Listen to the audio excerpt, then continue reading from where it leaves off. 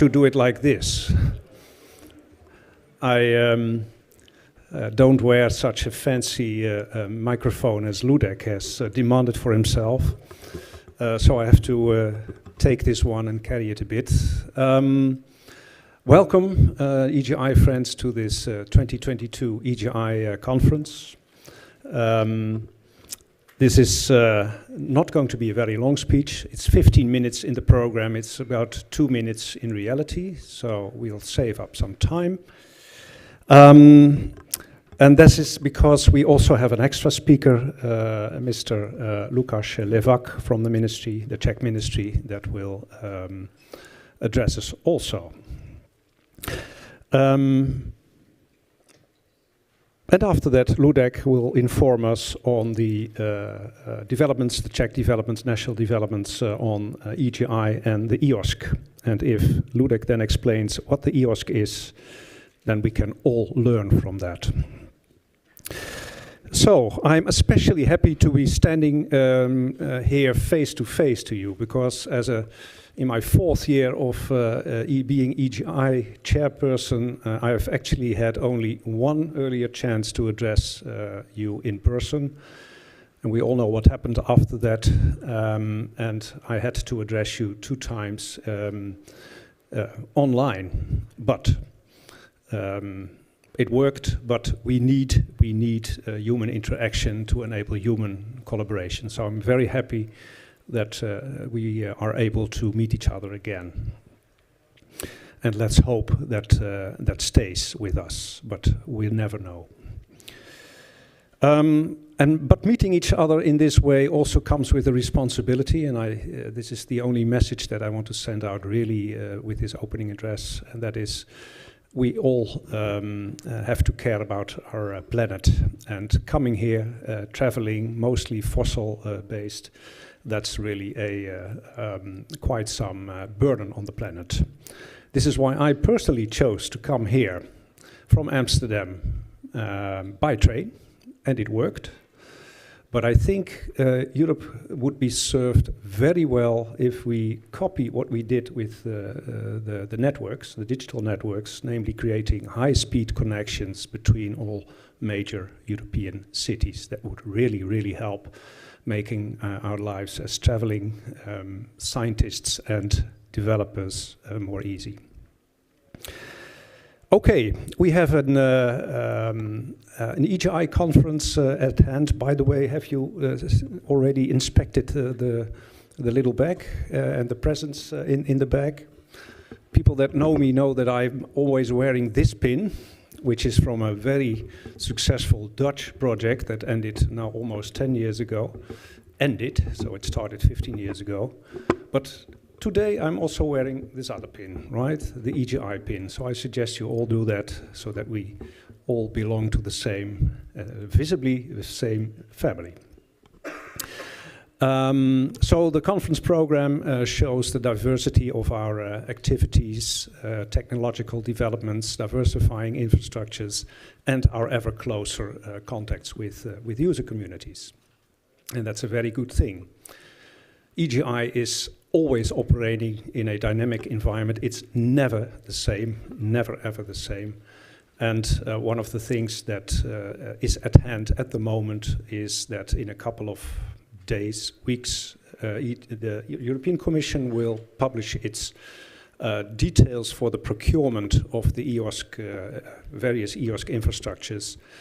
EGI has been preparing extremely well for that, but it's a new adventure for us to take and continue our activities. However, I've promised Tiziana to not go into any political or economical details this morning at breakfast, so I will, as promised, keep it short. So I wish you all a very, very successful conference, a fruitful conference, and let's start with giving the word to Mr. Lukáš Levák.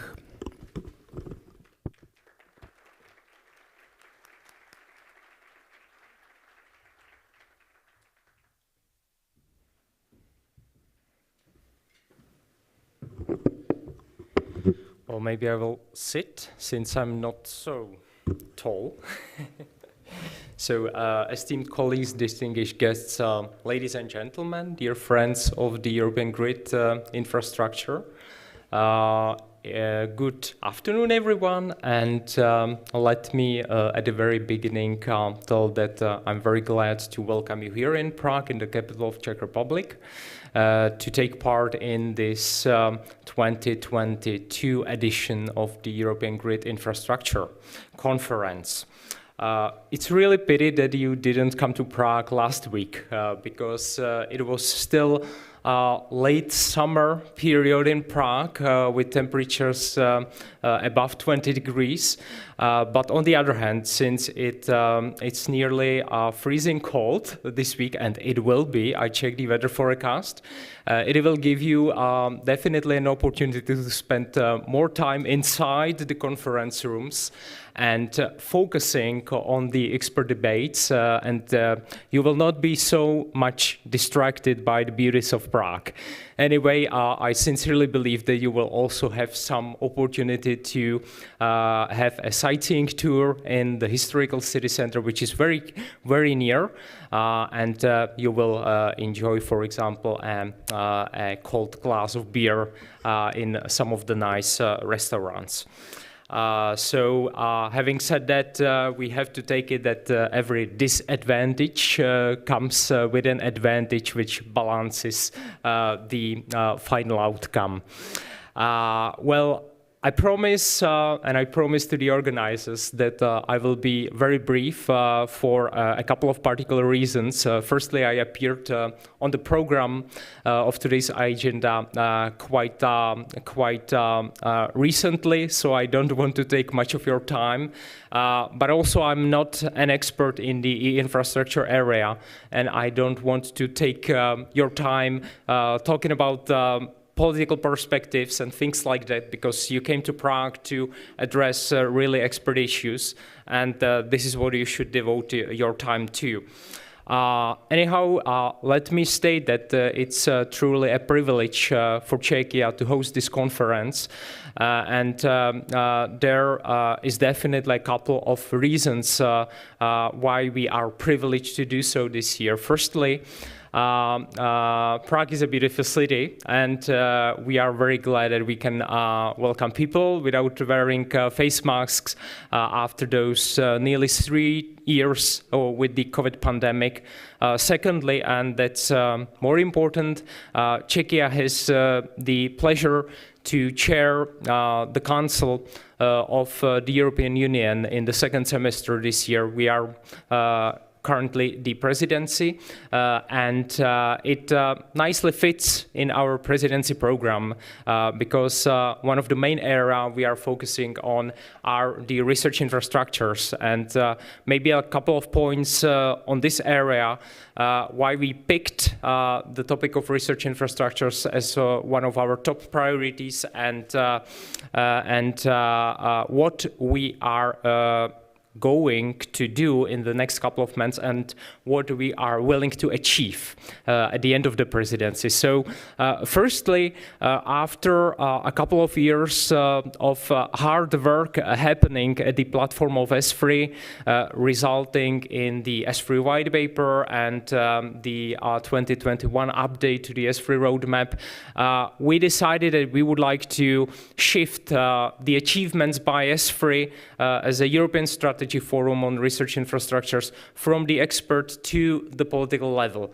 So having said that, we would like to facilitate debate of the member states and the European Commission, leading to the adoption of Council conclusions on research infrastructures to set out strategy and policy orientations for further development of the European research infrastructure ecosystem, to make it more integrated and, of course, to ensure enhancement in the years to come.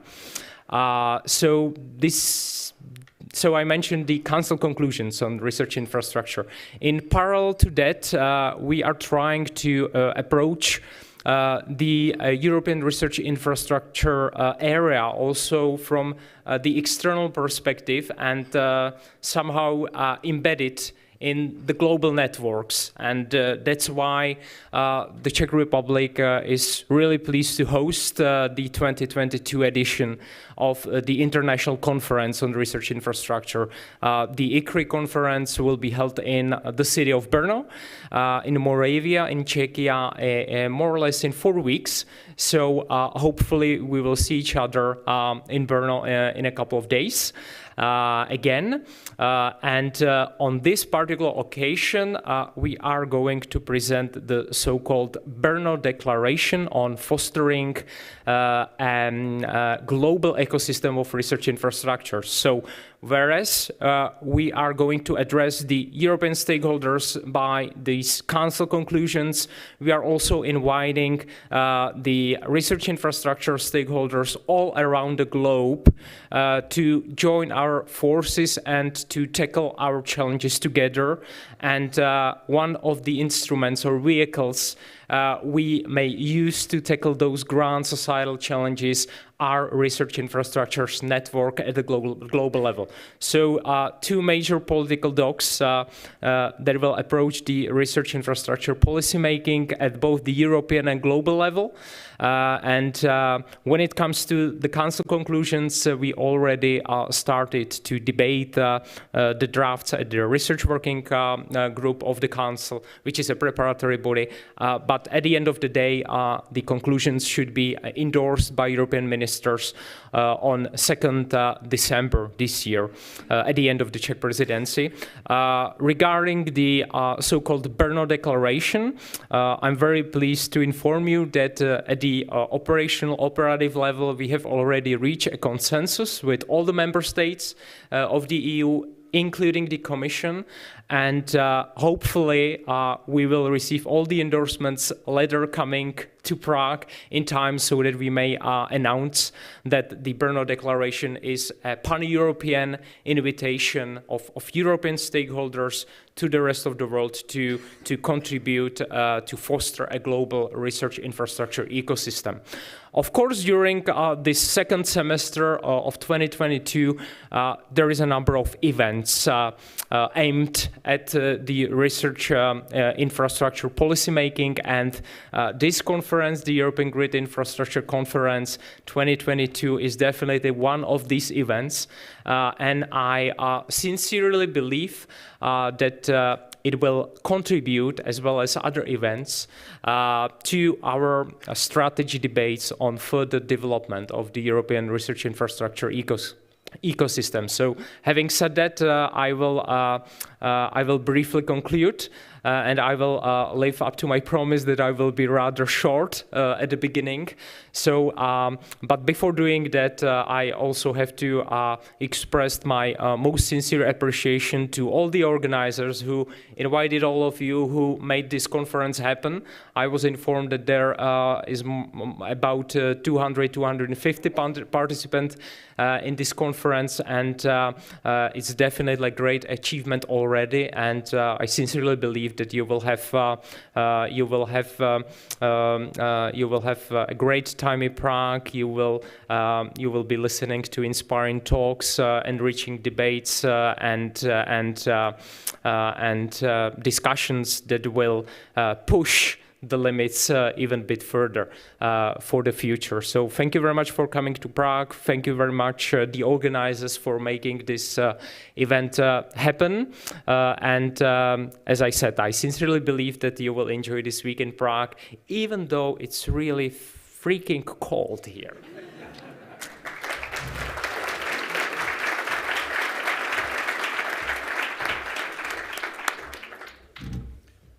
Okay, I'm going to sit then as well. Thank you very much. And the topic of, let's say, strengthening the European research area is on our mind for more than 2 decades as well. Thank you for this this introduction to this matter. What we are dealing with as EGI is being part of another ecosystem that is supporting the European research area. And there, for the people that know me, there is still a lot to accomplish to make that on the European level ever stronger. The end picture is that it doesn't matter how research is supported, but that it is supported cross borders, nationally, in all possible prospects.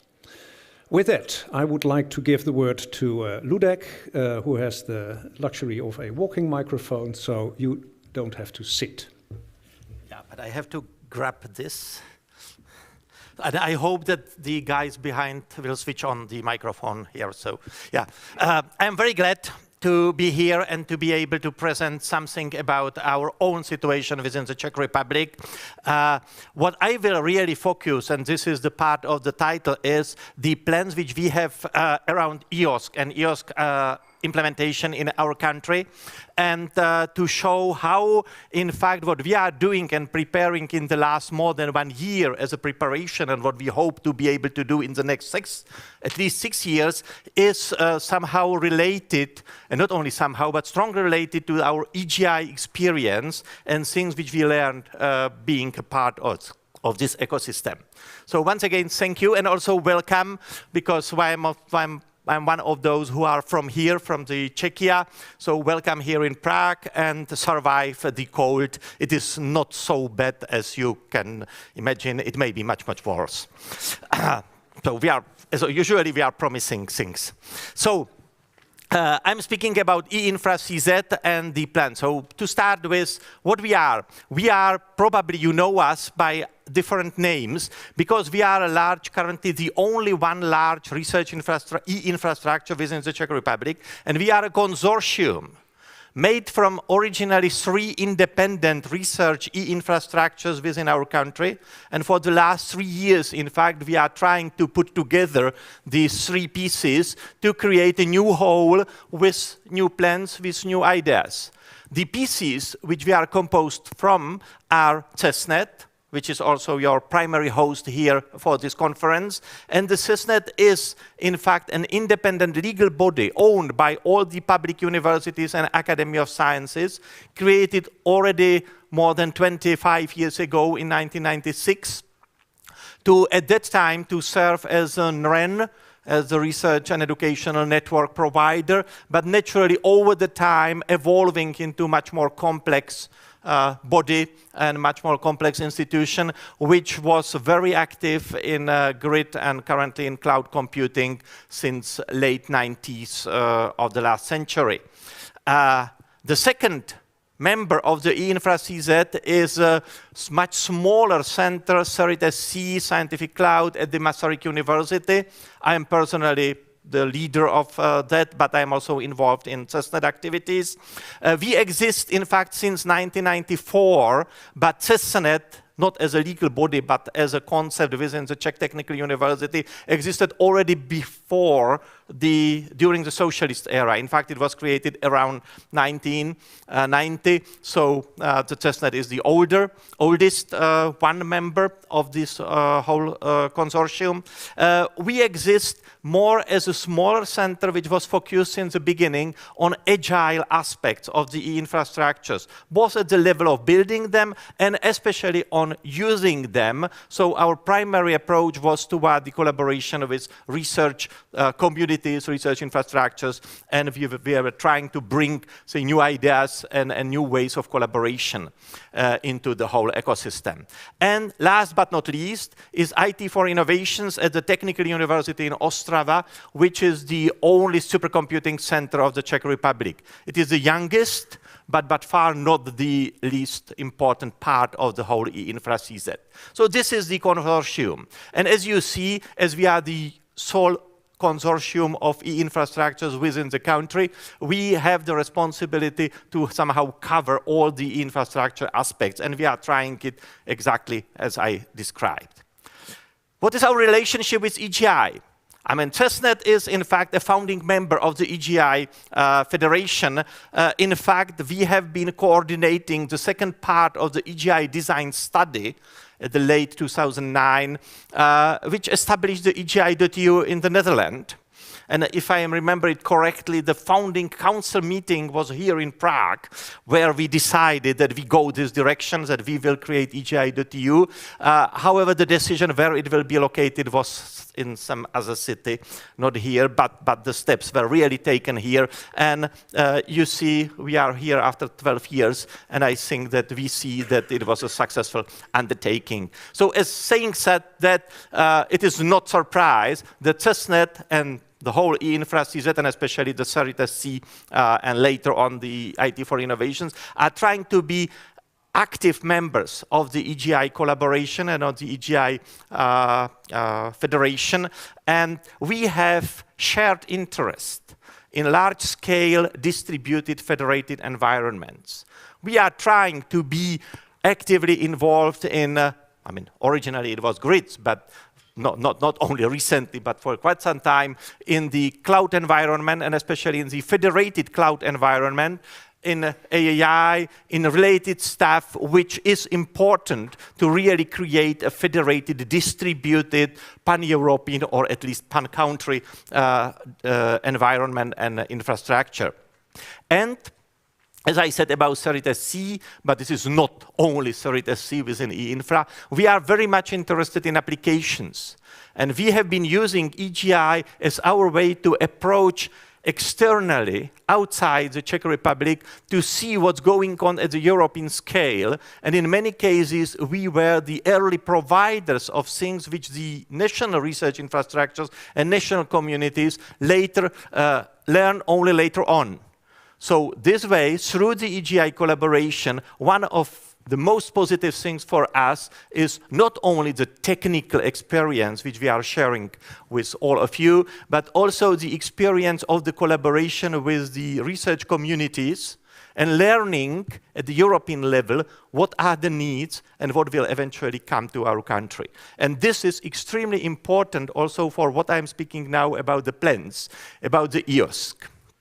Recently, and by recently I mean, say, the last 2-3 years within the country and naturally more years outside, exactly as I said, using EGI and EGI involvement to be early adopter of things which later on will be more important at the national level. The national level is recently focused around EOSC and about open science in general, about fair data, and naturally EOSC and EOSC partnership. And which means that there is increased interest across all the research areas to focus on the research data and all aspects of manipulations with them. And this is naturally aligned with the internal. Some of them, they really want to be open, and external, they are pushed by the grant agencies, by the publication houses and all others to actually become more open, to deal more explicitly with the data, and to make sure that the data are becoming a core thing which they can share, not only use for their own research and then publish, but really to be able to share it, either within community or even more beyond the communities. So what we see within the country is increased interest in fair principles and fair principles of dealing with data. And also our funding agencies are starting to push towards this openness, asking for open access publications, at least to some extent, and asking recently, especially recently, to data management plans, which in fact is motivating the whole research community to learn about what it is. And this was a huge opportunity for us to present EOSC as a possible part of the whole answer to their need to better deal with the data. So, and the COVID learned, I mean, that was another lesson learned, that even those who thought that they have control over their data, they discovered that it's almost impossible at the national level to find out who all have COVID-related data which are needed, say, for, say, study the pandemic. And if they went beyond that and wanted to correlate with some socio-economic data, because, for example, to understand why we have some anti-vaxxers movements within the country, they discovered that it's practically impossible. And it added to the motivation to deal with the data as a prime object of their interest and not as something which eventually you have somewhere, but the publication is the only one piece of the research results.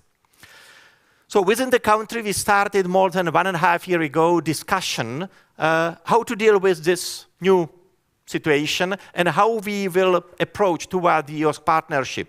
I mean, the ministry was approached by the commission to think about how to deal with that, and the ministry approached us, asking us what we think should be done, and naturally others, but we tried to be forerunners for these activities as well.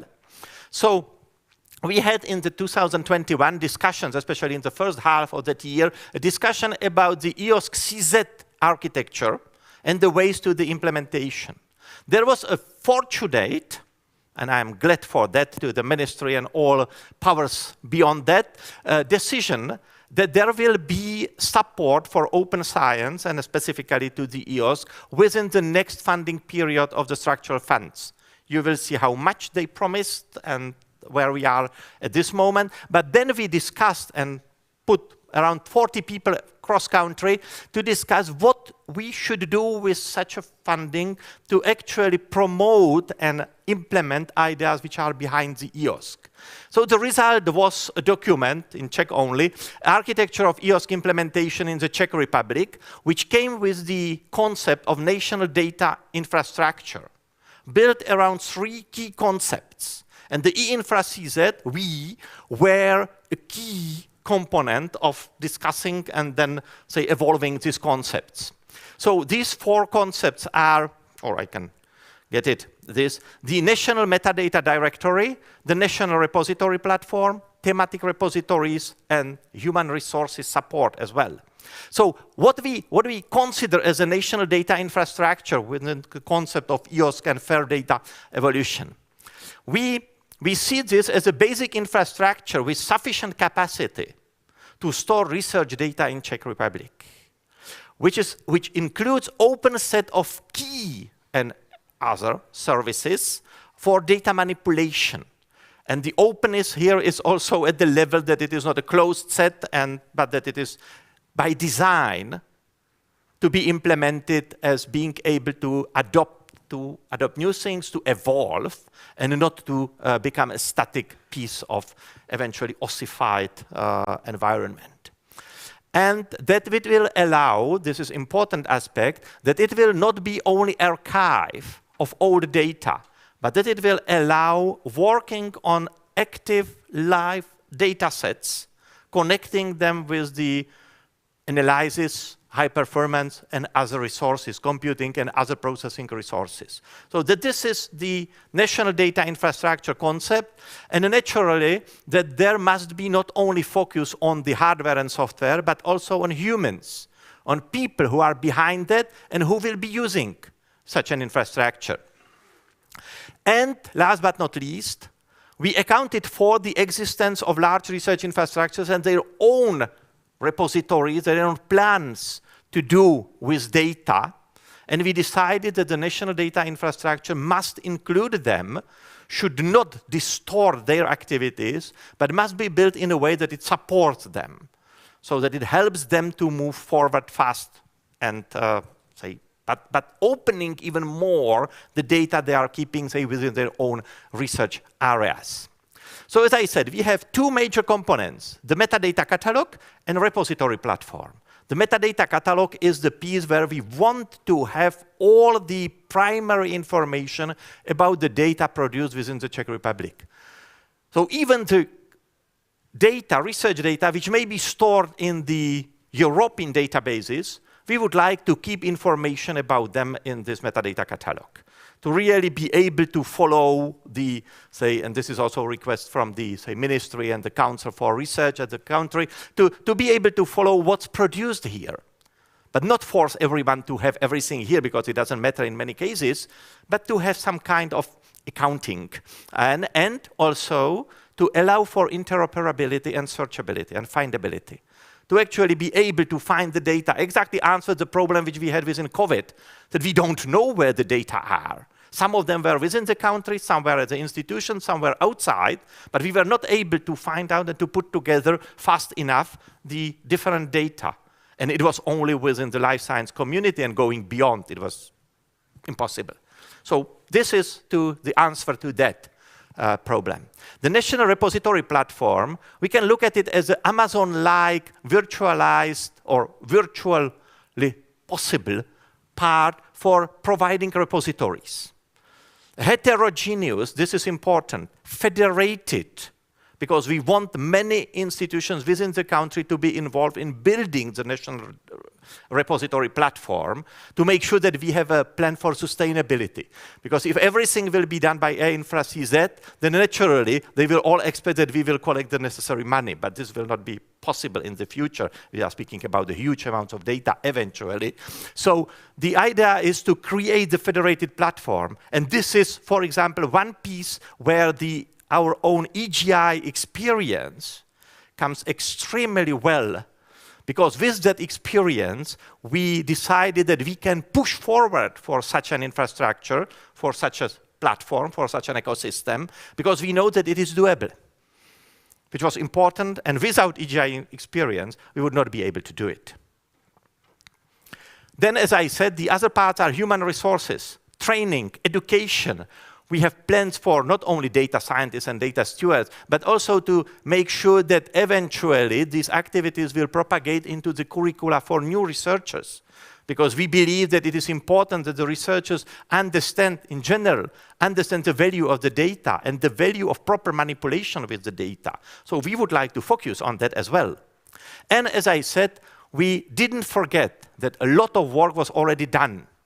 So the idea is to support connection of existing repositories, making interfaces using standards, to the National Metadata Directory and to the National Repository Platform to allow for logical and technical interoperability, and to somehow pay these owners and providers and managers of these repositories, thematic repositories, to make sure that these standards are accepted and actually implemented so that the ecosystem will really be workable. And we have special care of sensitive data, because quite a few of us are coming from the area of collaborating with life sciences and medical sciences, and we know that it has to be somehow included.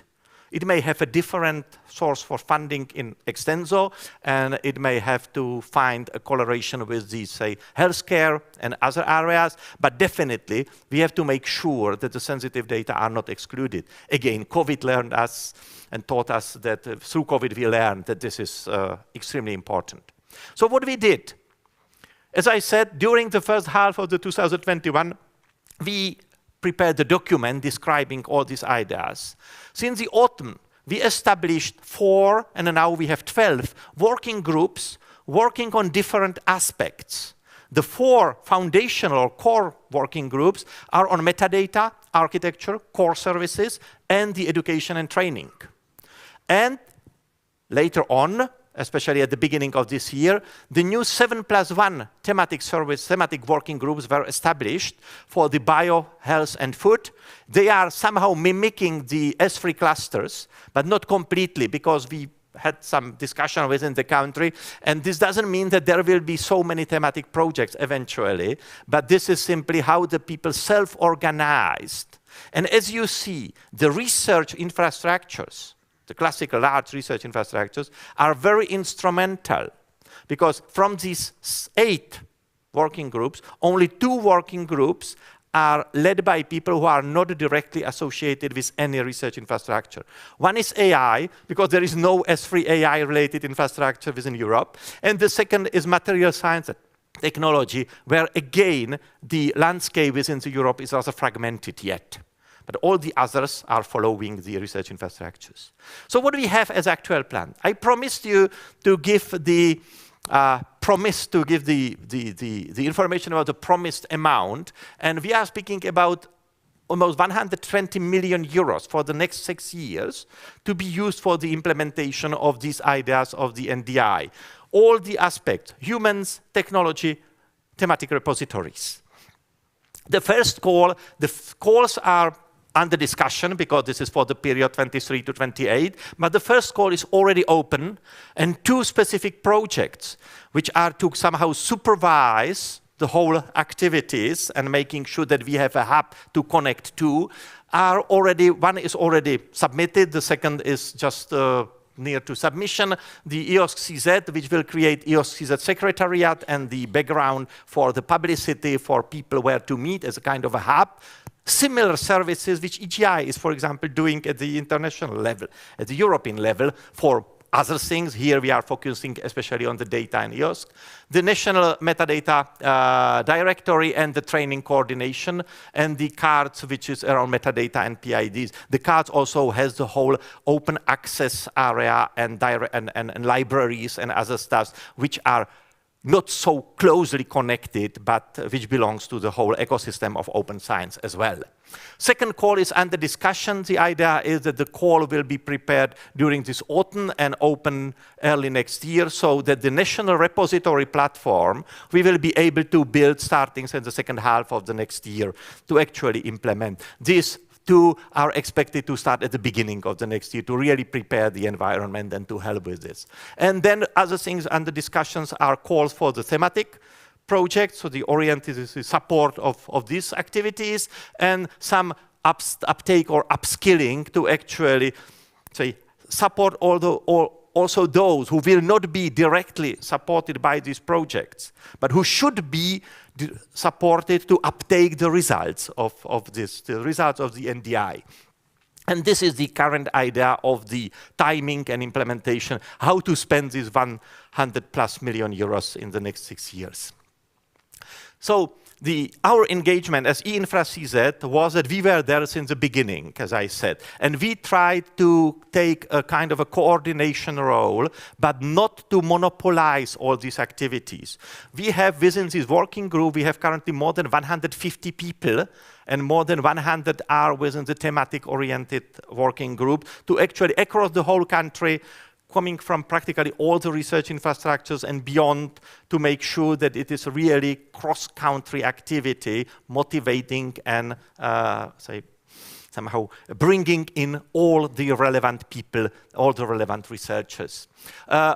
We do the overall coordination of the working groups. And again, if you look at what the EGI is doing, and we will hear something about this from Tiziana next talk, you will see some kind of analogy that we try to learn from we see at the international level and what we see at the EGI level to actually implement it in a practical way at the national level, and to be also prepared well to interact in the future with EGI again in an even better way, I would say, than today. The ministry established the EOSC-CZ Coordination Board as a body to somehow oversee all these activities and say to also, the plan is that they will also kind of accept some of the standards for the interoperability to make sure that we have really some power to enforce some things which we need for the interoperability and findability especially.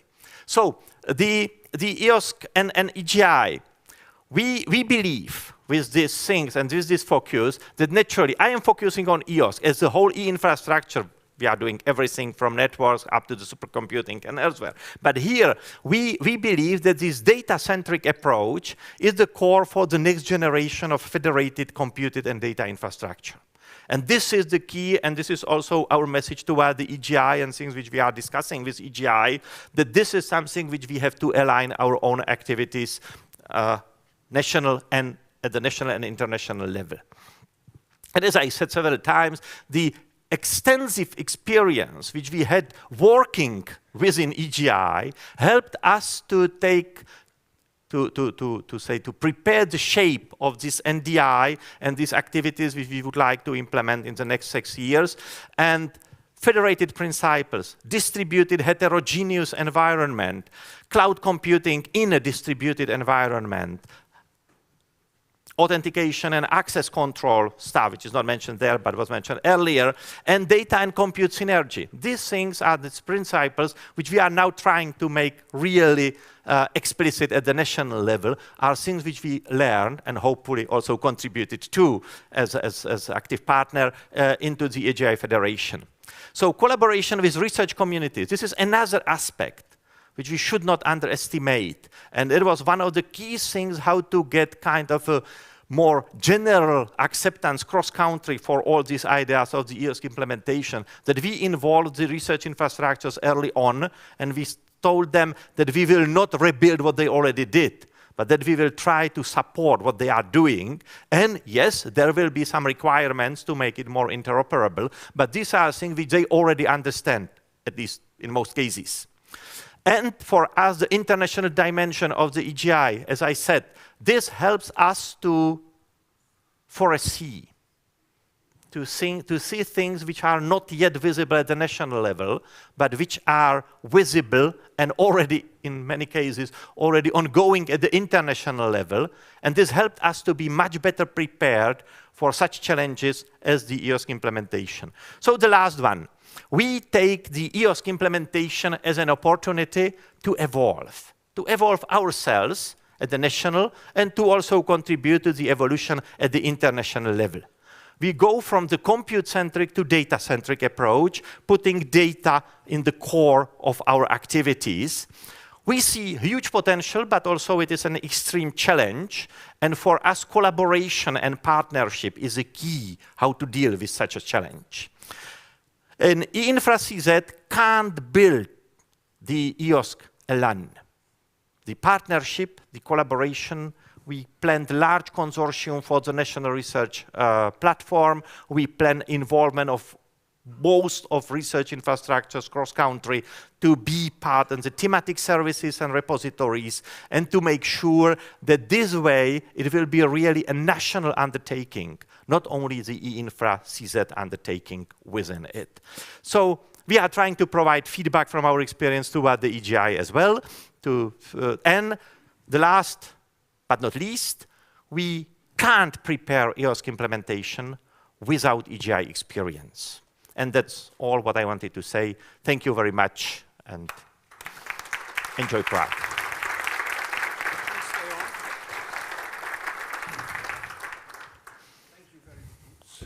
Thank you very much, Ludek, for this enlightening talk about the Czech situation. I'm really impressed on these activities, and well-funded as well. I don't know why I'm looking at it that way, but well-funded as well.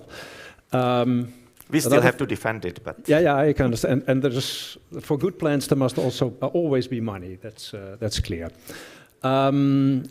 Just one tiny question. Could you give an example of the type of funding proposals that are now to be submitted in this first call?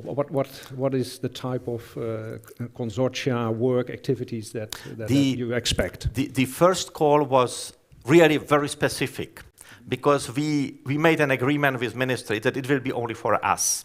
So the first project is only for the E-Infra-CZ, so only the 3 partners of E-Infra-CZ to be, and this is the role of overseeing the activities.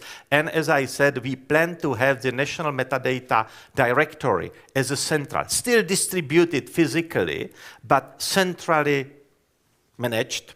Because, I mean, otherwise, we have some bad experience from the past. We also learned from the past working with an EGI. So this is the central part. So these are, and the cards are by the National Technical Library, which is a special institution within our ecosystem, directly managed by the ministry, in fact, which is responsible for the open science at large, and especially open access and related stuff. And they have, because they are librarians, they have a lot of experience on the metadata and permanent identifiers. So we decided that they will go for this, say, metadata support and all the things to somehow help to explain researchers that it makes sense to really have this metadata directory. And the other project will be focused to build this metadata repository or metadata directory, the metadata stuff, and provide this secretariat, which is kind of not only administrative. It is conceived as a hub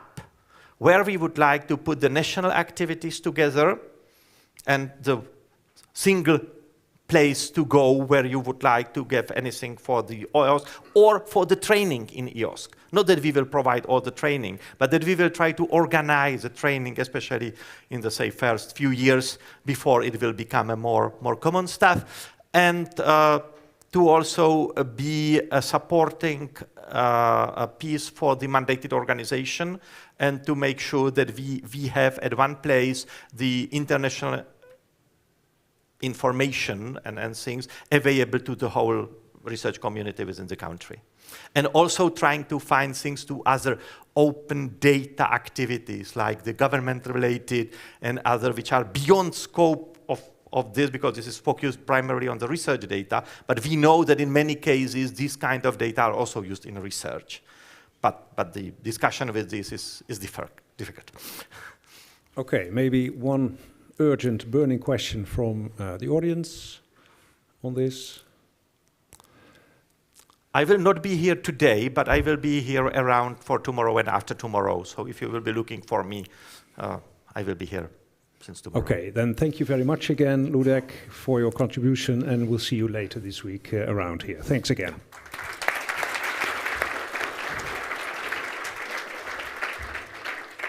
And for the final contribution, Tiziana, it's your turn.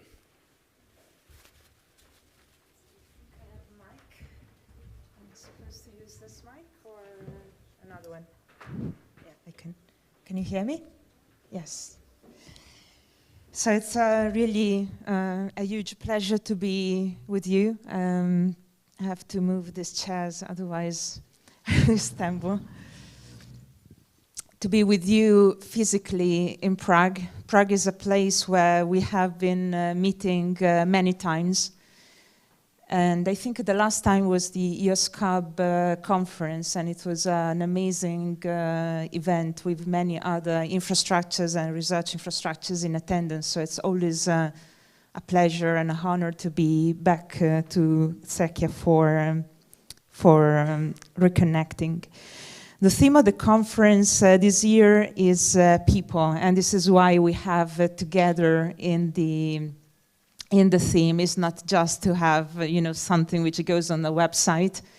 It's really to emphasize that we cannot achieve together if people with bright minds and with vision can't work together. And with my presentation, I will lead into lunch, but I promise not too much. Yeah, we can blame Ludek. I hope we can see how people together and collaboration can really make science improve, and not just alone as EGI community, but also with other players in Europe and beyond. And I hope that this is an inspirational presentation that also gives some answers about global science, which was a topic introduced at the very beginning, how Europe contributes to global science and advancing knowledge. I think we can proudly state that EGI is a European infrastructure, which is in fact a worldwide endeavor for federating research data centers in Europe and beyond, is really a great testimony of open science. And I hope with the coming slides, this will become more clear and more evident what does open science in real terms today means for us.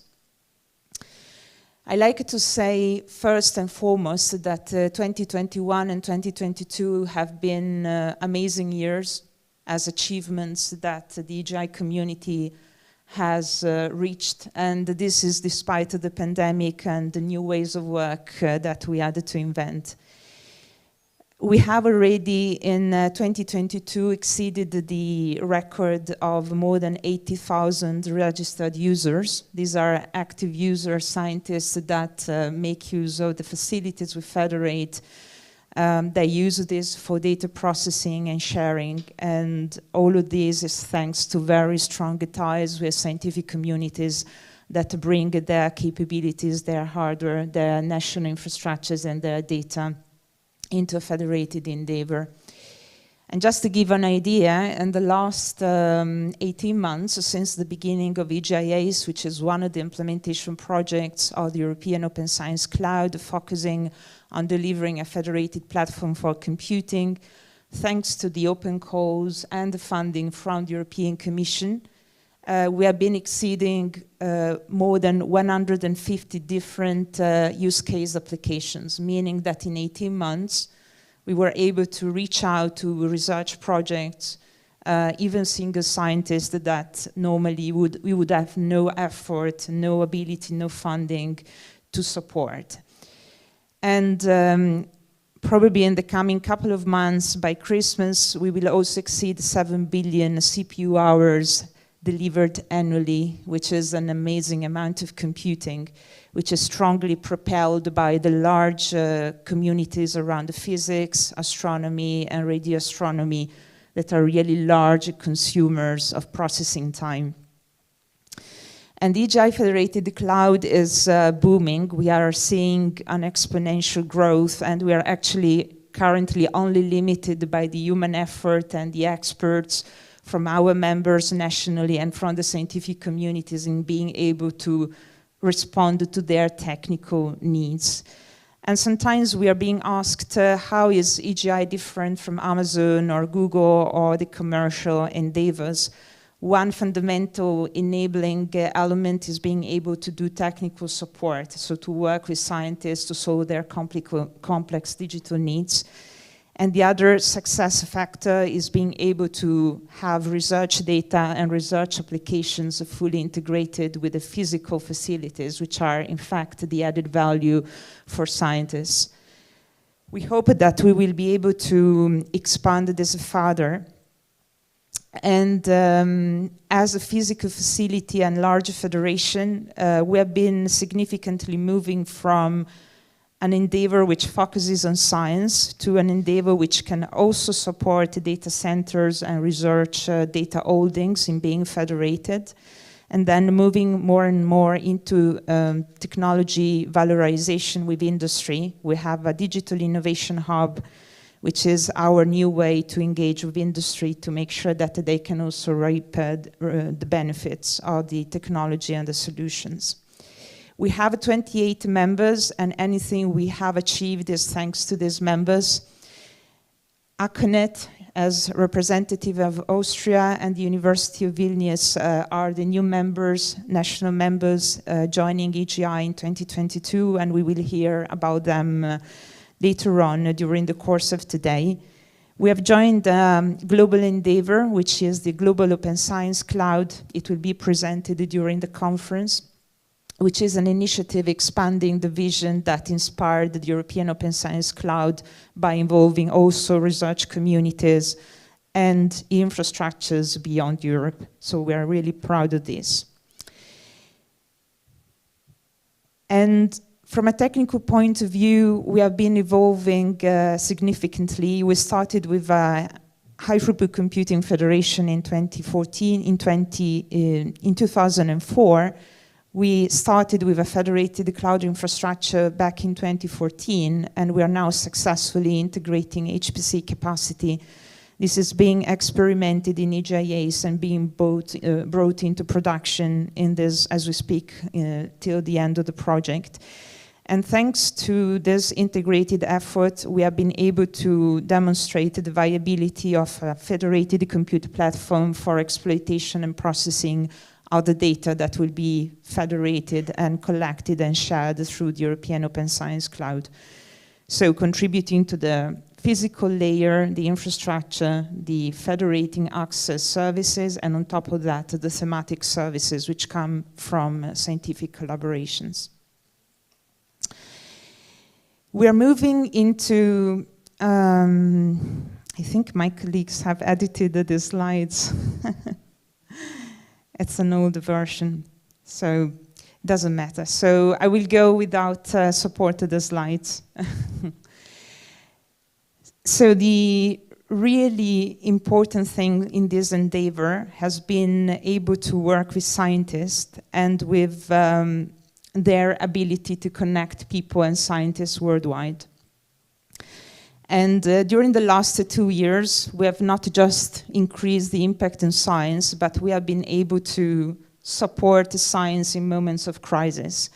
And I like to recognize the efforts of the WNMR community, which is a community of practice working in structural biology. They have been sharing scientific applications for molecular docking simulations and experimenting drugs for treatment of extreme COVID cases. This community alone, and thanks to the partnership with EGI, has been increasing their user base from about 15,000 scientists, registered scientists, to more than 32,000, and this in the course of 18 months. And every 3 to 4 months, they are increasing the numbers by 5,000 users. This was possible because, thanks to our members, we have been partnering with Brazil and with Open Science Grid in the United States. And thanks to them, we have been federating capacity, which was not accessible without our national infrastructures, expanding, making sure that there was more capacity available to address the challenges of these specific research needs. And by opening infrastructures, we were able really to support open science in a very tangible manner. This year was also very, very different from other years for science, and this was due to the crisis in Ukraine. And I want to also say a few words about that.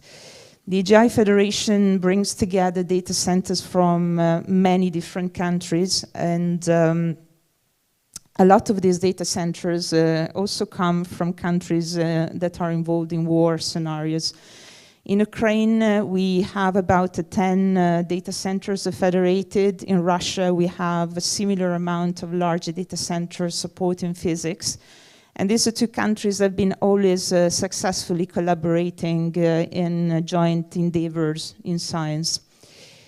With the outbreak of war, the question was, how can we support our Ukrainian scientists to have those technical infrastructures that have been destroyed during the conflict? And some of the discussions we're having is, why not we apply the same open data centers paradigm that we have been successfully demonstrating in other scenarios, like during COVID, and we open the national data centers for those Ukrainian scientists that don't have anymore their university clusters or national facility for computing. So tomorrow, for those who are interested, we will hear about that. We hope that many of you can join the session to understand how an open infrastructure can not just be there to support the science and its excellence, but also support science in moments of a crisis. We said openness and people are very important, and I want to give a first big thanks to CESNET. They are not just our local host, and for those who are perhaps less aware of the history of the EGI Federation, CESNET was there from the very beginning with a strong contribution to the technical implementation of what was the first infrastructure that demonstrated the viability of distributed computing, and this was thanks to the vision and the challenges of high-energy physics and the CERN experiments. And since then, CESNET has always been an extremely active partner, one of the driving forces and visionary organizations around the federated cloud, which is today the largest and only federated cloud existing in Europe. So big thanks to CESNET and also to all the other members and the new members that have joined our endeavor. And it's not just organizations that make the difference, but also individuals. And I want to mention a person that is very dear to some of you, those with a bit of hair, white hair. And this person is Laura Perini. She has been the representative in the EGI Council for Italy till a couple of months ago. She passed away and she was already 70, so she had spent a very long career serving science. And I want to say a word about Laura, because she has been also very instrumental in making EGI happening as an infrastructure. She has been in the council before then, working in the design project of EGI, which brought her to the creation of the EGI Foundation in Amsterdam. And even before then, around 2000 as a scientist in the Atlas collaboration, together with many other scientists also in this room, has been contributing significantly to the vision, which I think is probably one of the greatest revolutions in big science in Europe and internationally, that you could process and share a large amount of data, making discoveries that would not be possible without having all the countries coming together in a shared and collaborative model. This was the great vision that Laura contributed to, and has been a great source of inspiration. I see in this room young people and young engineers, so I want to say something which is very personal to me. I'm a network engineer by training, and I started in Italy working very closely with what was at that time Terena and Dante, working on broadband communications, testing how digital infrastructures would make a difference in science and improve collaboration. So I was one of those testing large broadband networks, and I was using this in the context of energy physics, how energy physics would be able to do better science thanks to this. And then distributed computing came as a new vision. So I went through new ways of moving data across the world, to new ways for sharing data centers across the world. And I'm now wondering, what is the next stage? What is the next step for science? I think what Ludek said for the national infrastructure is probably what will come as EGI as the next challenge.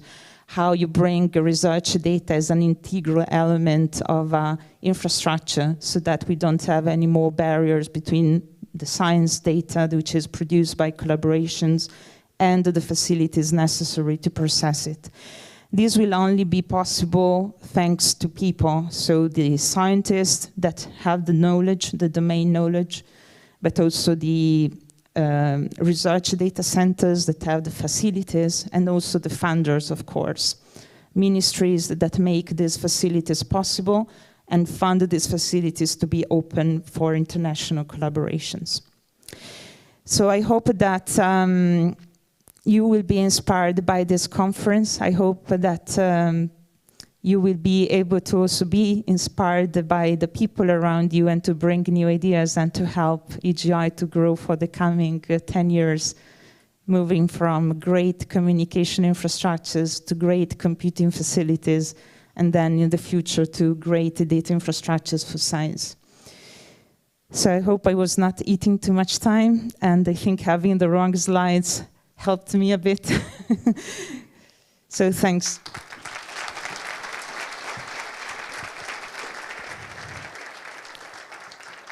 Thank you very much, Tiziana. And indeed, let's not eat furthermore into the lunchtime. The EGI conference will show your point of view, I hope.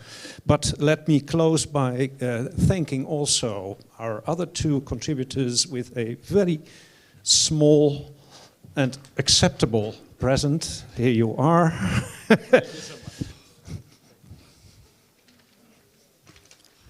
And it actually says thanks on the paper, so that's what it means. So thank you very much. Okay, the last round of applause.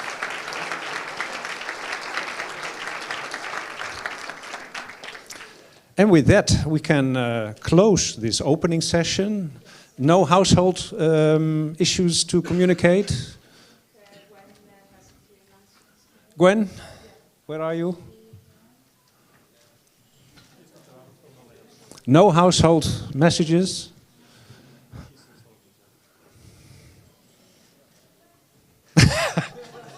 Gwen!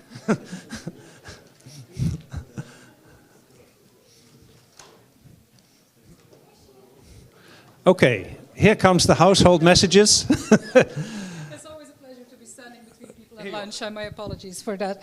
Can we show the housekeeping slides please for a moment? Okay, so the most obvious things you've already discovered, the Wi-Fi passwords. If you haven't, they're pasted on the doors everywhere. Some other small things that we would like to ask you is please do not leave your personal belongings in the room. after your session ends. You've noticed that we're changing these rooms all the time. The hotel staff needs to change chairs and put up walls and close doors and things like that. So if you please keep your personal belongings to you. With yourself. Another question related to this room changes, please respect the timing. I've already had the pleasure of kicking out some people out of a room this morning and I not particularly enjoy it. So we really have a packed program with lots of different sessions starting at different moments. So please keep to your timing. Presentations will be made available via WUVA and Indico at a later stage, but they will for always be accessible on Indico, your very familiar conference program platform. For now, during the conference, please refer to WUVA first. We're doing the updates there. If any room changes are there, if you have any announcements, we're doing it through WUVA. So please check that first, download the app if you haven't done so already. What else do I have to say? Okay, so one question.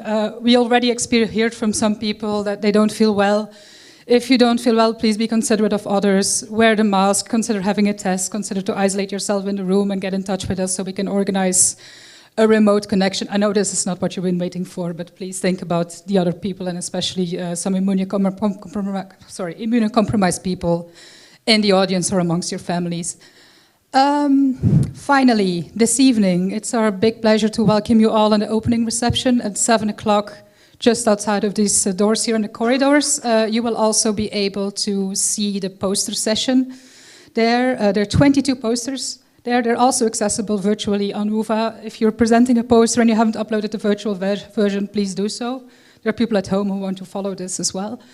So for 1 hour, the presenters will be expected to be near their posters. You can have a chat with them. You can vote for your favorite poster and have a drink and a canapé while you're doing that. So I think that's lovely. And tomorrow evening for the conference dinner, those of you who have registered will receive an update via email on how to get to the boat, because the boat is docking in the city center. It's an easy tram ride from here, only 15 minutes, but keep in mind that you have to make reserve some time for that.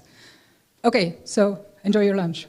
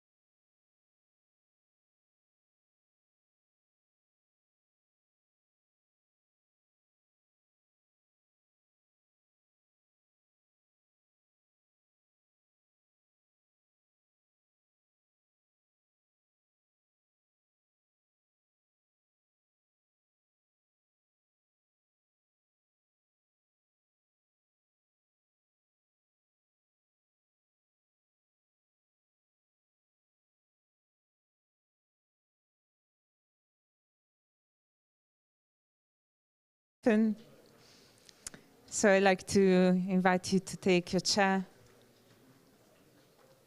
And I will introduce the session in a moment.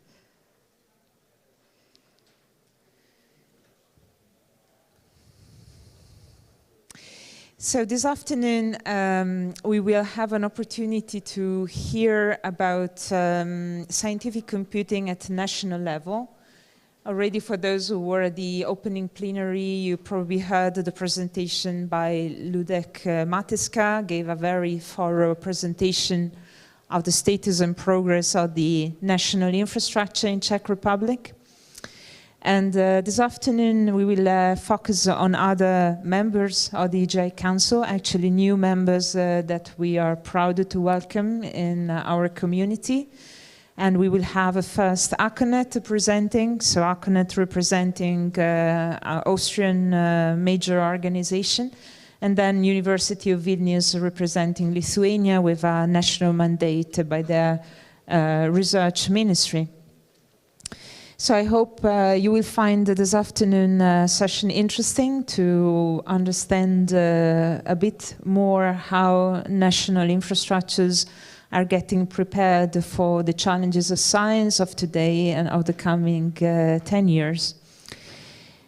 So with this introduction, I'd like to give the mic to Matthias Schramm from Technical University of Wien. Matthias is our ACONET Council representative, and I think we are proud that Matthias not only has a strong understanding of national infrastructures for Austria, but also has a scientific background in environmental science. So I look forward to your presentation. Yes, many thanks. Thanks for the introduction. I am speaking today for the ACONET Association, which has in fact the responsibility to promote in Austria the use of the Austrian NWEN, which is also called ACONET. And the ACONET Association is a member of the EGI Federation since this year. And therefore I would like to just give you some overview about what ACONET is, about what is the Austrian Scientific Society, also how we were reaching the path and the end of the path to the membership at the EGI Federation, and also what we would like to achieve in Austria with exactly this federation.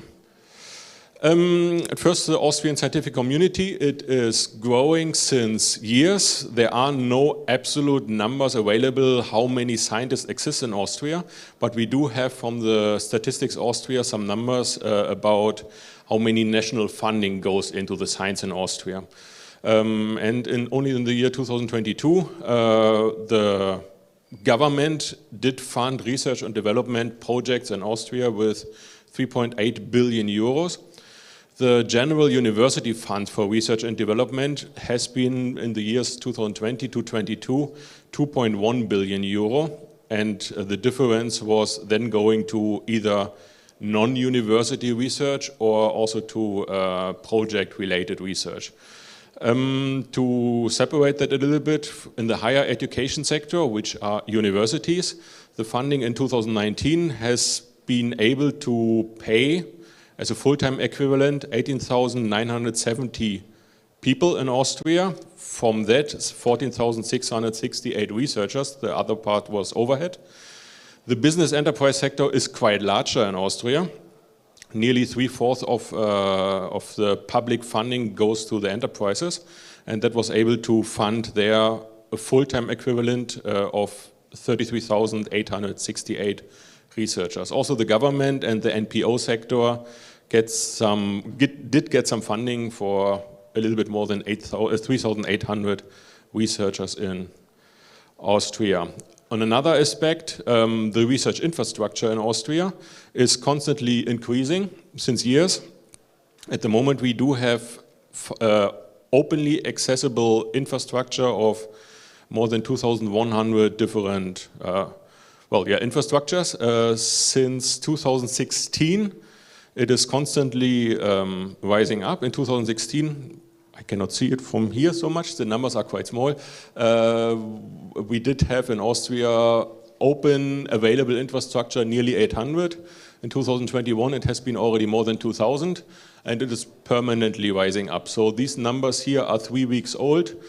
Now they are not actual anymore. So this is, we have now already higher numbers. If you want to see these kind of information, it is publicly available in the so-called, in German, so-called Forschungsinfrastrukturdatenbank, which is a research infrastructure database. I do have here a link in case you're interested and also a QR code. Yes, and these 2,100, more than 2,100 infrastructures are situated in a little bit more than 130 research institutions. And in Austria, the government is following the 3 different policies, or among others, 3 policies to push further the development of research infrastructures in the country. One of them is the EuroCC Austria, which is in fact the idea of implementing, developing a federated, competitive supercomputing ecosystem in Austria, which is then merged into the EuroCC supercomputing ecosystem. Another policy is the biodiversity and LTER, which is in fact more a theme-specific policy for allowing socio-ecological and ecological long-term studies with federated infrastructure in Austria. And that also allows Austria to stay and maybe even increase their worldwide high state of biodiversity studies. And another policy is a well-known EOSC, the European Open Science Cloud, the federated data infrastructure of cloud solutions. So all the research infrastructure that is currently funded should more or less fit in one of these topics.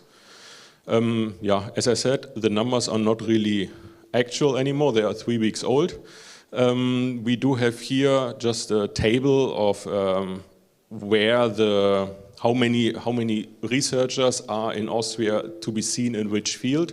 And you can see here most of them are classified as biologists. Nearly 17, a little bit more than 17% of the researchers in Austria classify themselves as biologists, following by chemistry, physics and astronomy, and the geosciences. And the geosciences were in fact the ones which were pushing forward the idea of becoming a member of the EGI Federation. Where are the research infrastructures situated in Austria? Even if this number, 2,161, is, as I said, 3 weeks old. Last Sunday it was 2,170 already, so it's a really lively system that we have here in Austria. But still, also here you can see that there are several clusters. The biggest one is in Vienna. In Vienna, with more than 900 different publicly funded research infrastructures, but we also have several clusters in the cities of Graz, of Salzburg, of Innsbruck, and of Linz. And all these different clusters are connected now with the ACONET, with the Austrian NWAN, which is in fact a fiber optic backbone, which now exists Austria-wide. That means all provinces are now connected redundantly. Which means that we are now able to have a really stable high-performance infrastructure for research. And we are also connected internationally. Well, we are here now in the Czechia, so for instance, we are connected to CESNET. Via, for instance, we do have a peering, or ACONET has a peering agreement at the Vienna International Exchange, which is, as they call themselves, a highly available internet exchange point for Central and Eastern Europe for optimizing the internet traffic for data transfer. And that means we are now able to be connected to national and super-regional data as optimal as possible. A current project in Austria with the ACONET Association is the so-called ACONET Next Generation project, which is an upgrade of our backbone from a speed of 10 gigabit per second to more than 100 gigabit per second all over the country.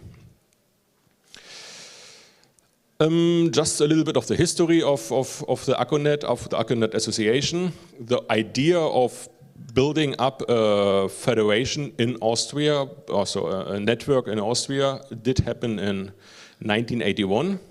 So different universities were initiating it, a ministry was funding it, but it also shows that the idea of ACONET has been a bottom-up approach. So the need for federating our infrastructure was coming from the universities.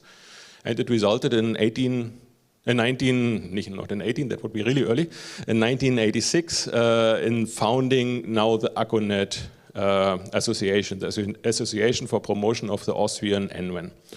And this was directly embedded into the European agency, which is now called EGI. At that time, it was long before my time, so I do not really know how you pronounce it. Very, or it sounds really rare for me, I don't know. 1990 was then the time when this national infrastructure was connected to the internet, 1992 with the internet protocol, which is still operated by a specific team at the University of Vienna. And since then, the ACONET Association, which has been founded in 1986, is responsible for representing the users in this backbone and also to build up the steering board to define what will happen with the ACONET backbone. And with that, since then, there's a permanent technical renewal. As I said, the optical fiber now is seen to be updated to the 100 gigabit per second.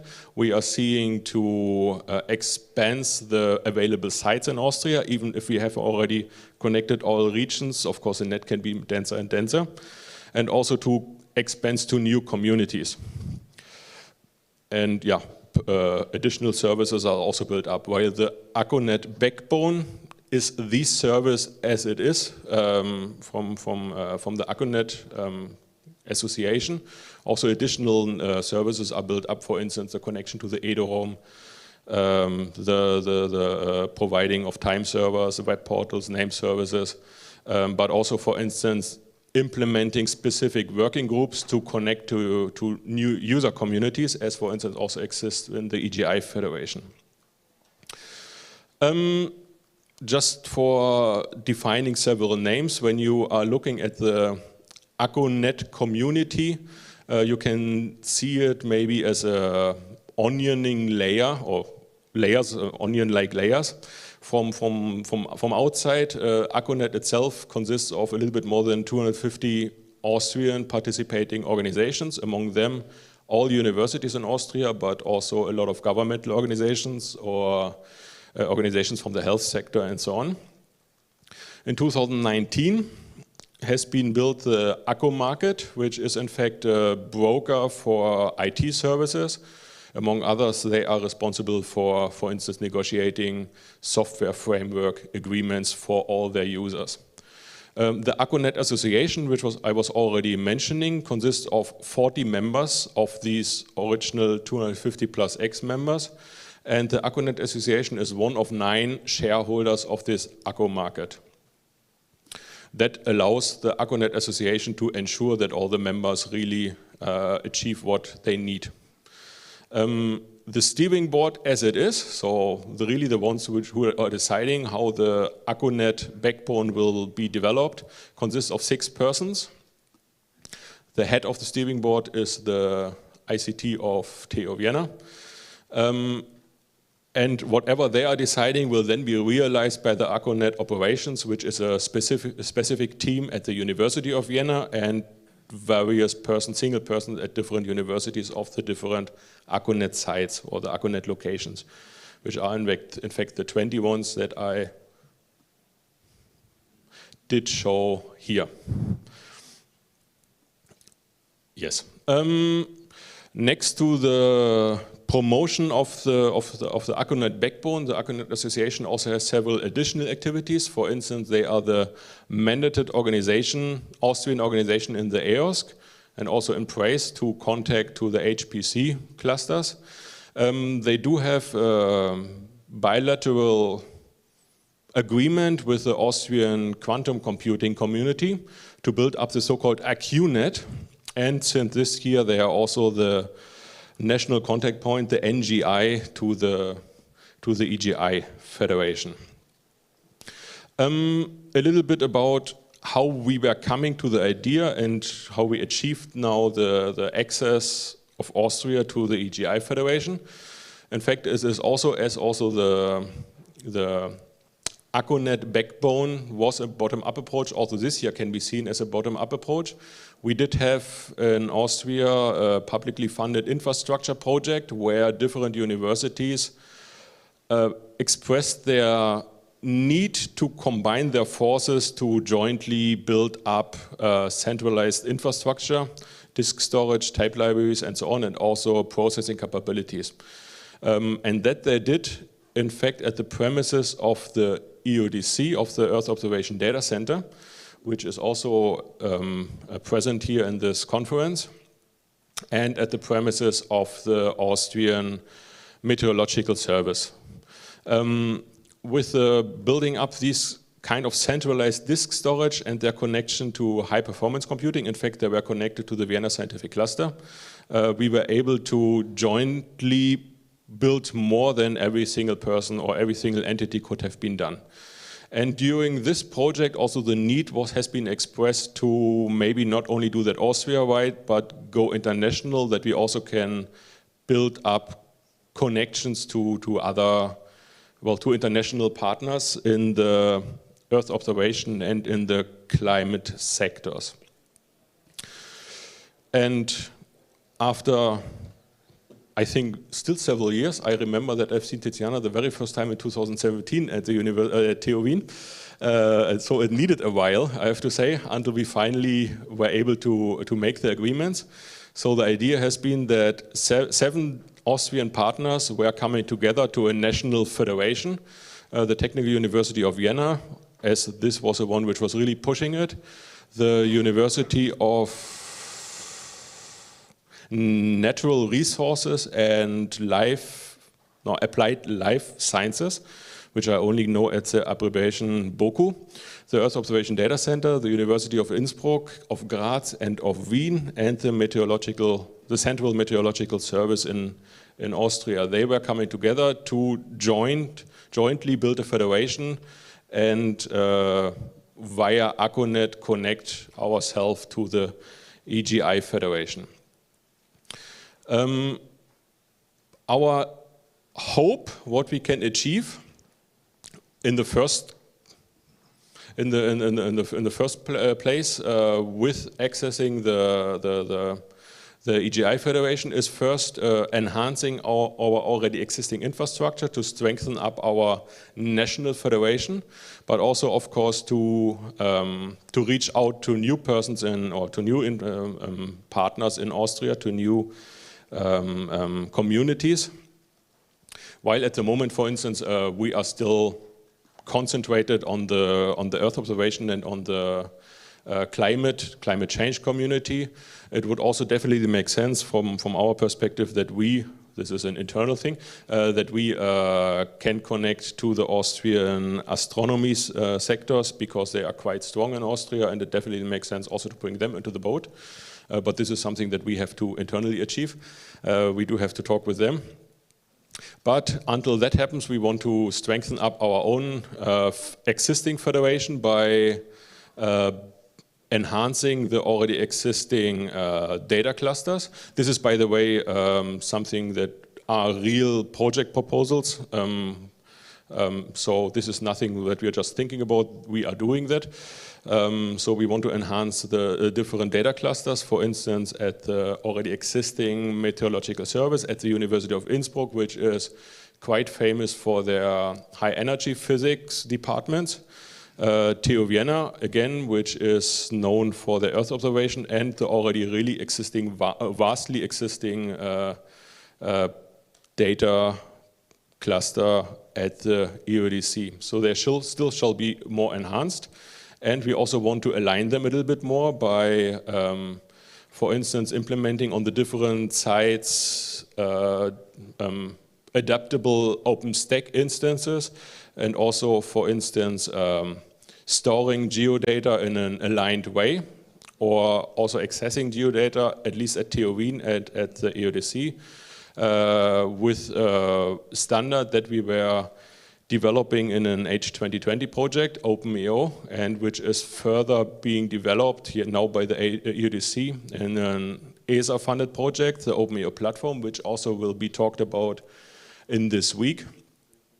We also did have already, or do have, several follow-up projects which helps us also connect ourselves with the EGI. For instance, C-Scale is a project which is, in a Horizon 2020 project, which is led by the EODC, and where, for instance, the EGI is partner and also TOWIN is partner. So Austria has already several steps towards this connection to the EGI, and the idea there is to organize a distributed access to satellite data from the European Copernicus program. And the overall idea of this project plan is to align the Austrian data centers, to align the access to the Austrian data centers, with the idea also to allow now users not only from Austria but also from outside to access in a federated manner these infrastructure, maybe ideally without even knowing which infrastructure they're accessing. And there we want to see whether, for instance, users from the European Open Science Cloud or also from the EGI can make use of this federated infrastructure. Another idea, as I said, is increasing now really the partner organizations. The existing infrastructure from the former project that I was mentioning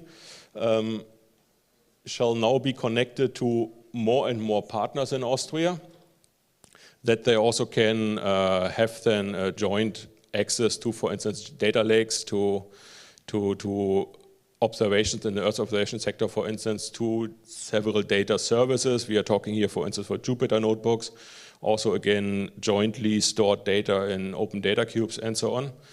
And also the idea there shall be that an international contact to international cloud services and the federations shall be possible over the years. We are talking here about ECMWF, about ESA, but also, for instance, about the EGI.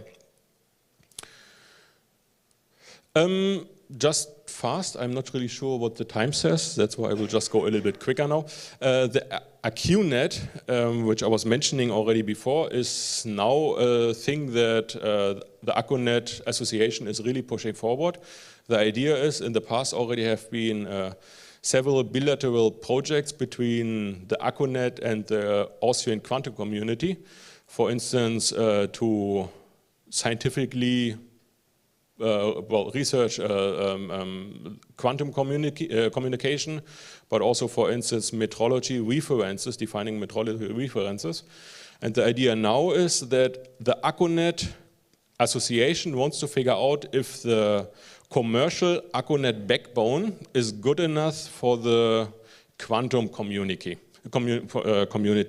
So that means there shall be, at first, we do want to connect for that we want to build new connections to different countries. For instance, here we want to build a new connection from Kufstein in Austria towards Munich in Germany, and with that then also to Braunschweig, where is the German time signal coming from, and also to other countries, of course. And the idea then shall be, after this has been developed, has been implemented, we want to figure out if we can send entangled photon pairs to different computers on different locations in the quantum community normally called Alice and Bob, A and B. So one, at the moment, it is still tried Austrian-wide only. So one computer is standing in Vienna, one computer is standing in Innsbruck, and it shall then be figured out if the commercial existing AccuNet network is fine enough to do now quantum research. And another point is they want to use now this then European-wide network to send a specific time signal of a wavelength of 1542 nanometers, which is somewhere in the infrared region. This seems to become a new European-wide standard. And here we have, this is something that for me personally is a really interesting topic. With using this highly accurate time signal, we are coming suddenly into the region of the relativity theory of Einstein. So Einstein did say that time or clocks are running slower depending on their level of gravity. And with that, suddenly you can get height differences of the two different positions of the computers. Which means I am a geodesist, which means there is suddenly coming the option of a completely new field of geodesy, which is the clock-based geodesy. So I am really excited about what happens there, which also shows again by just creating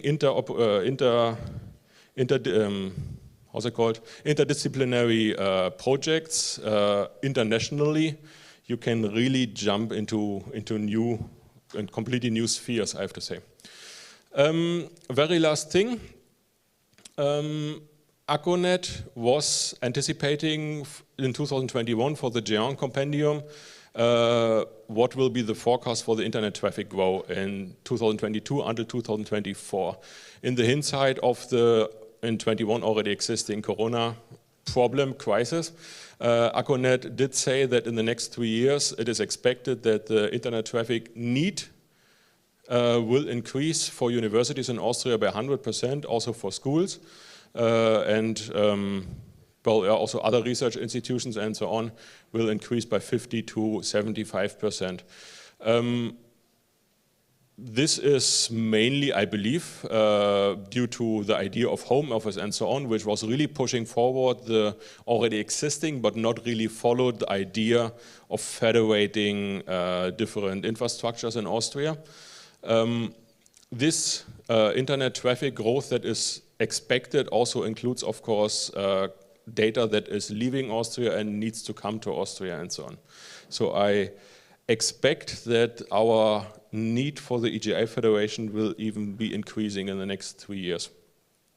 Of course, we also have to say nobody really knows with the actual crisis if that will happen now. Maybe it is also postponed a little bit. Who knows what the funding of the end of the year will tell us in Austria, and most likely also in many other countries. With that, I just want to stop my presentation. I thank you for participating. In case you have any questions, you do see here my contact details. Of course, I'm here the whole week. The QR code also shows you more of my contact details. I do not know, do you have time for questions or? Yes, is maybe some comment? There.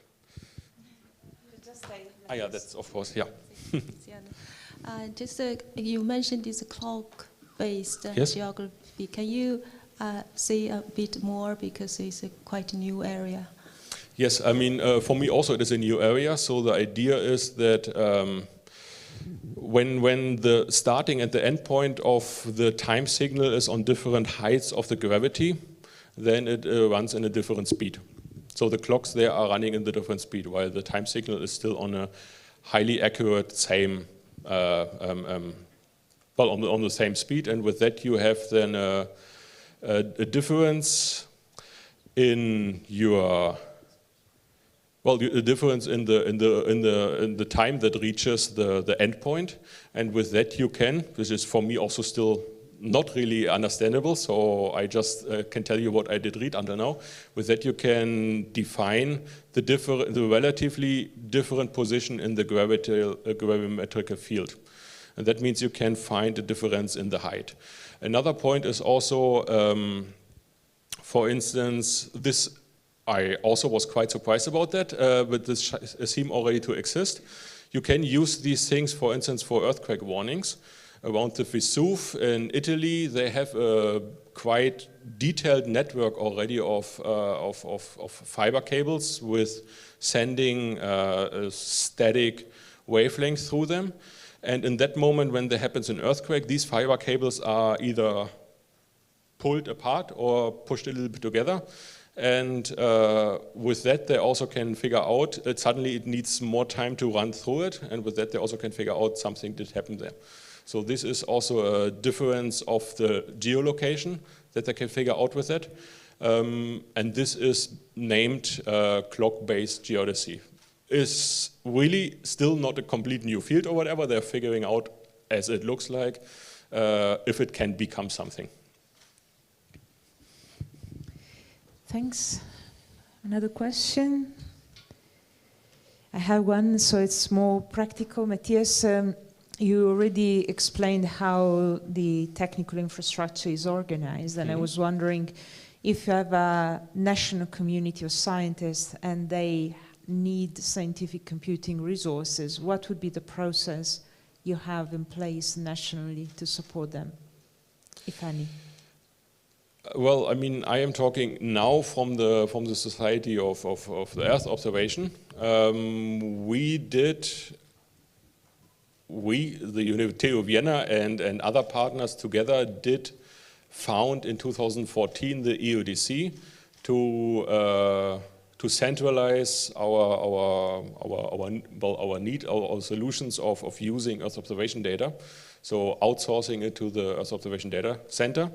And whenever we are at the moment applying for instance, national project funding, we are using the EODC for they are doing the normally redundant work that in a scientific project is the ungrateful work as pre-processing and whatever. This is already then done by the EODC. They do have, for instance, data cubes where we can easily access our data without really thinking about how they are pre-processed and so on, because everything has been done. This does help us a lot. Aside the Earth observation and also then with that the climate community, I am not aware of many standardized processes in Austria about exactly these things. For instance, I was receiving yesterday an email from a colleague from Innsbruck. They would be interested. It's a completely different topic. They're talking about archiving data and so on, and they would be interested now how EGI can help, for instance, to organize their specific centralized services, because they do not have anything like that existing at the moment. So there is no really standardized path at the moment in Austria, aside what we ourselves were generating in the Earth observation sector. Yeah, so at the moment really everybody has to do their own work. Yes, one of the reasons for having this federated model applied either nationally or at European level is to create a platform that could be more easily accessible, yes, and also make the time to science faster so that communities don't have to reinvent the wheel or have their own solutions. So thanks, Matthias. Thanks again for your presentation. And I'd like to introduce the second speaker. I already know I'm going to mispronounce your name, so apologies. So we will hear from Mindaugas Mačernis about the scientific computing landscape in Lithuania. Mindaugas is associate professor and working for the Vilnius University and the Faculty of Physics, Institute of Chemical Physics. So welcome. Thank you for presenting. I will explain about our membership. Lithuania is this place, and almost 2 or 3 years we are trying to become members, and this is the final year when we became. And I will present some facts about university itself, which is like umbrella for all Lithuania community in this infrastructure. Then about infrastructure which we have in national level, and it is located into university. and research communities, and finally the most important thing, how we could or expect from this infrastructure to collaborate. So some facts about university. University is quite old, and it's spread almost in half Lithuania. It has some divisions in Kaunas city, also joined, previously was Šiauliai University, now it's the part of Vilnius University. So university is the largest institution in Lithuania, and in the world is ranked as 400. There are almost 200 study programs, and Lithuania is not a very large country, so the student numbers also is about 25,000. There are over 100 master programs in 60 medicine, doctoral studies.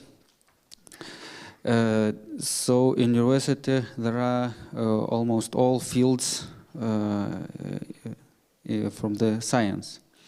And university also have international networks from Erasmus, others. This is the list.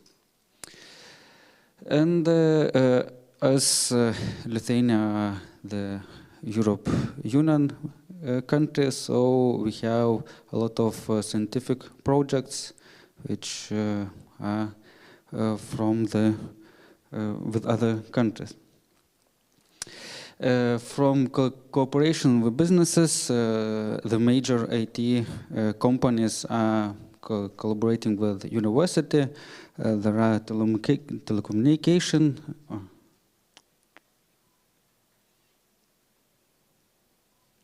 Telecommunication, also companies from which have their divisions in Lithuania.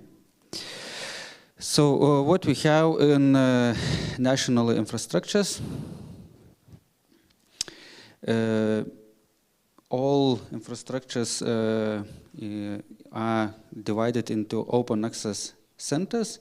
So there are the same with supercomputer, and we call the supercomputers VHPC, and it is located over 2 places in Vilnius city. It's not very huge. It's about half petaflops infrastructure, do not accounting GPUs. By accounting GPUs is almost 1 petaflop, and it's located in one city, and with a dedicated fiber joined in another place, due to the fact that it would be closer, this part is closer to hospitals, and this part is closer to research centers as physics faculty, life science. So here is more scientific based computations, and this is more cloud-based computations. But as all IT infrastructures, it can be used in both ways. So the stuff is not very huge. It's about up to 15 HPC experts. Some of them are managing, some are professors making lectures, explaining, and we are participating in other activities, also in competence center by providing HPC competence. And here is 2 pictures from one center and another.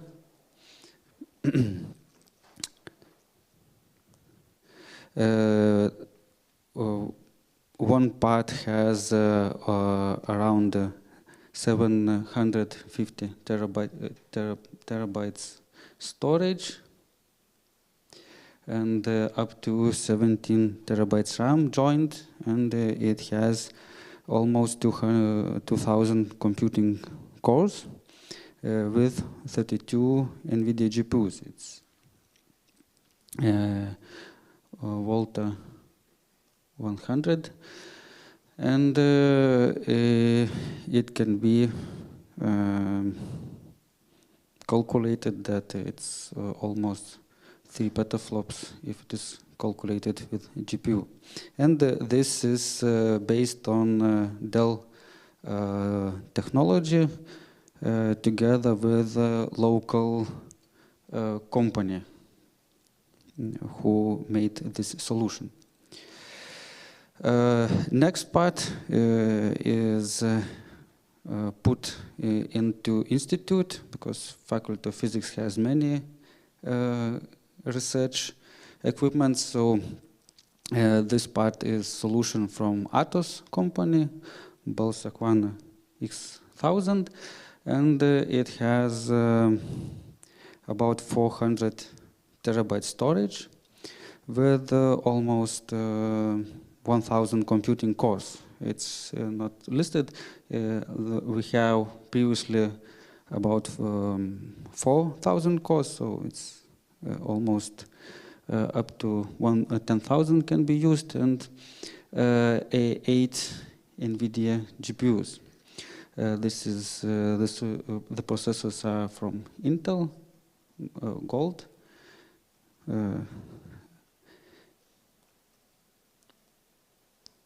This is the results we made benchmarks. It's a liquid cooling system, and by using computing nodes, it was achieved almost 0.5 petaflops performance. The real-time is theoretical, and here the equipment was perfectly working. Here is the processor. Every node speed up. It depends on the cooling. It's jumping. So we have also made analysis.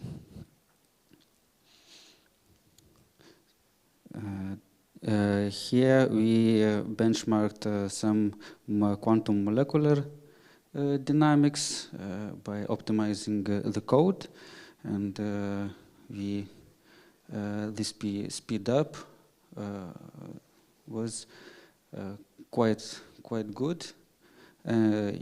Another study was to check the memory, and the quantum computer simulators uses a lot of memory, and here also we achieved up to 40 qubits system, which can be studied with this equipment.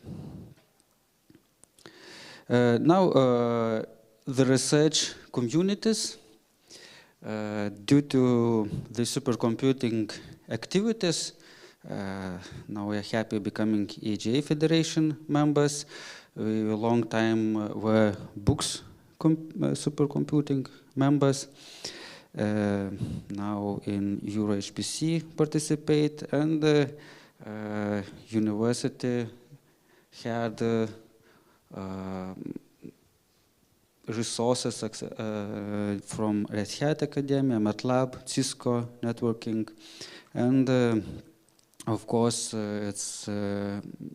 it is collaboration with LeadNet. It's a national network system, scientific. Now we have large competences in material science, life science, a lot of computations are from astrophysics, and it is a strong community from cybersecurity. Also, as I showed previously, there are the first steps to quantum computing. We have a structure that university has the procedure how from companies can access equipment. So small companies are coming through the university calls or directly by calling to specific center. The supercomputer has many licenses for various packages. They are optimized all by locally by scientists or experts. Also, some local groups have their own specialized program codes. This is one example. And as we have a lot of some knowledges in various other fields. Here's for studies for broadcasting, some mathematical computations, a lot of knowledge with MATLAB how to run on supercomputer, also open code, and others competences. We have also optimized harmony, video processing. So it's a small group, but we a lot of try to collaborate with many fields. Another part, we have also knowledge in cloud computing. He's listed the main services which can be provided, and as computer science, faculty has many fields where they do research, from computational modeling, cognitive computing, cybersecurity, image and signal analysis. So even blockchain technologies are studied. This is the field where we could find some connections to collaborate. So as Vilnius University as umbrella organization to access to HPC resources from other Lithuanian institutions. There are State Research Institute for Center for Physical Science. They a lot of use supercomputers. Other universities as Vytautas Magnus, Kaunas University, Vilnius Gediminas, now it's Vilnius Tech is called university.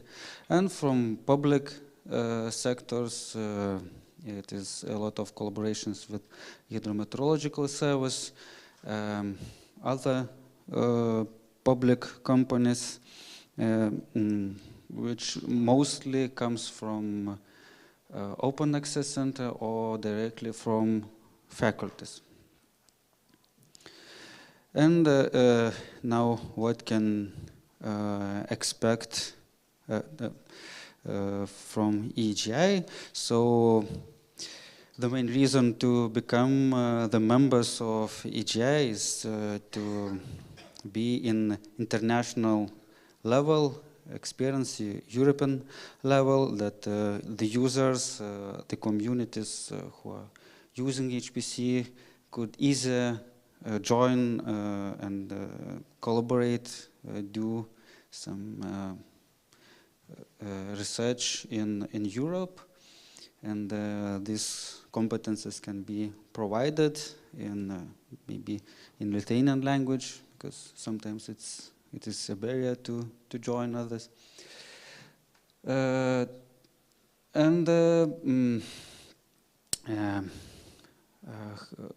What we could exchange, maybe this know-how field, and be ready for upcoming new technologies, and gather sharing HPC related information. That's it. Thank you.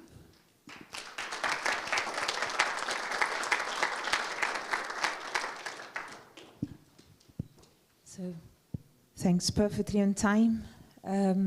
So let me check if there is any question for Mindaugas.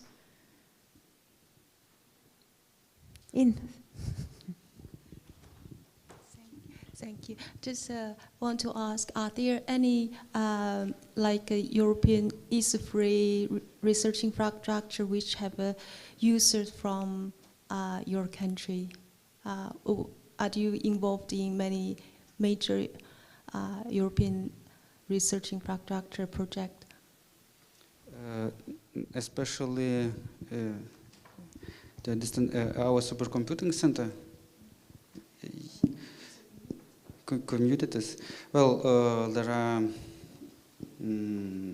from government calls who wants to join and give ideas, and due to the fact that we have some Lithuania was associated partner for some time for EGI, so we respond that we want to be finally full members. This is why these steps. Even I think one EGI event was in Vilnius,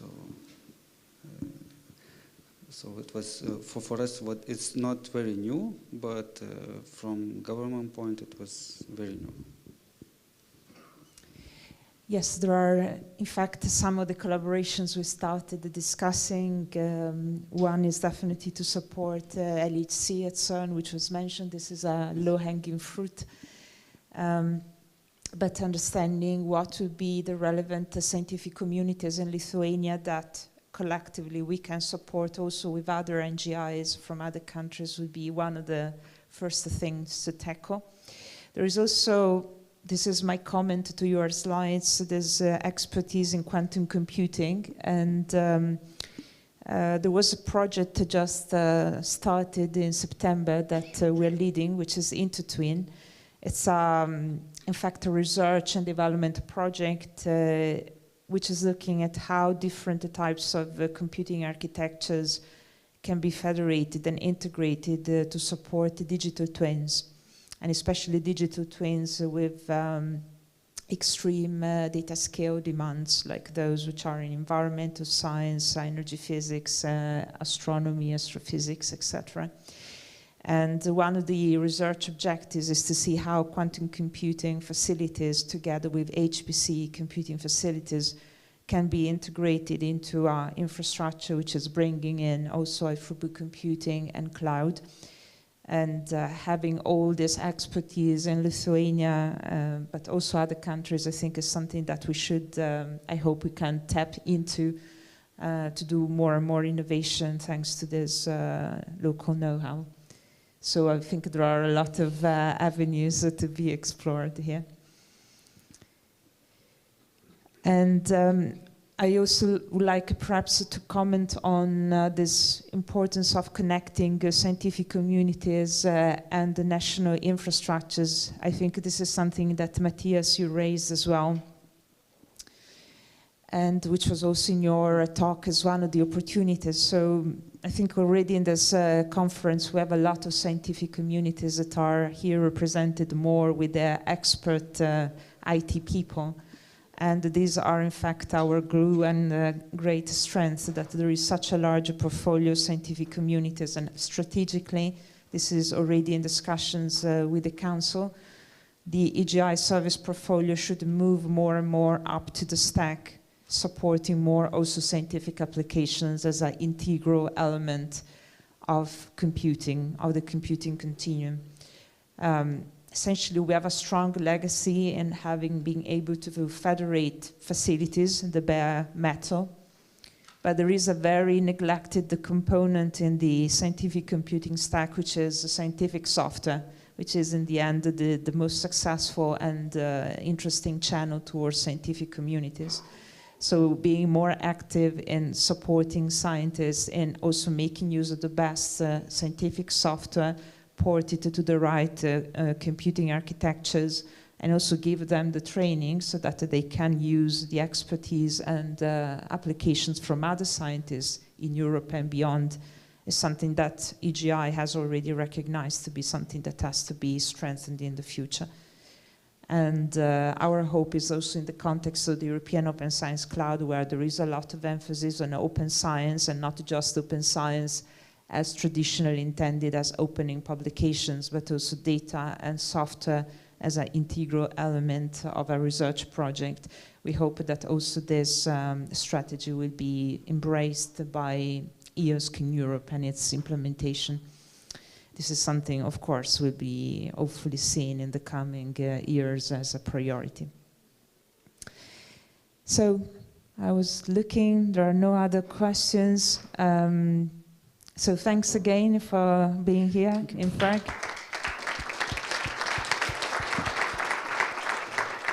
And this is the end of the session, so there is more coffee for those who are feeling a bit sleepy and ample coffee time. So yeah, please help yourself.